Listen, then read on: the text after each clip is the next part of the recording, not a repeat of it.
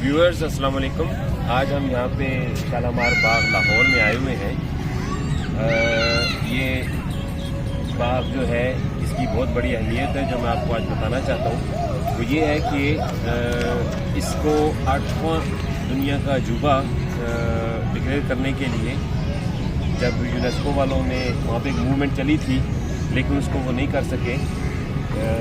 کچھ سیاسی وجوہات ہوں گی یا کچھ اور وجوہات ہوں گی, تو اس کو ڈکلیئر کرنے کے لیے جو اس میں جو بات مد نظر رکھی گئی تھی وہ یہ تھی کہ اس کے جو فوارے لگے ہوئے ہیں, یہ آپ دیکھ سکتے ہیں یہ فوارے, ان فواروں کا جو سسٹم تھا پانی کا اوپر آنے کا, یہ دنیا میں پہلا سسٹم تھا جو کہ مغل بادشاہوں نے شروع کیا تھا.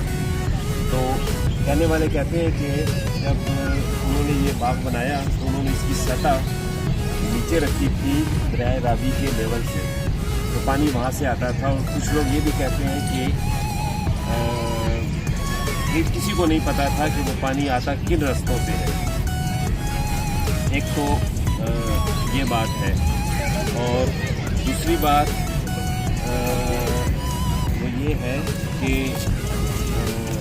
اس کو جو فرانس میں ورسائی پیلس ہے بادشاہوں کا, ان کا جو انجینئر تھا اس بادشاہ نے ایک اپنا انجینئر یہاں بھیجا تھا کہ وہ یہاں پہ دیکھ کے آئے کہ یہ جو باغ ہے انہوں نے کس طرح بنایا ہے.